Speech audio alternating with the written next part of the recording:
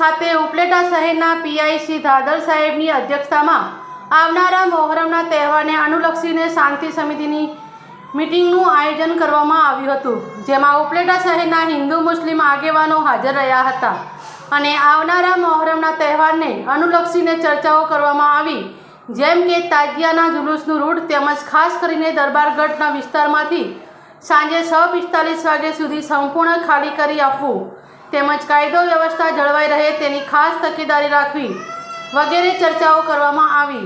આ તકે ઉપલેટા શહેરના હિન્દુ મુસ્લિમ આગેવાનો હાજર રહ્યા હતા એવું ઉપલેટા મોહરમ તાજિયા કમિટીના પ્રમુખ સૈયદ શબીર બાપુ બુખારીએ અખબારી યાદીમાં જણાવ્યું।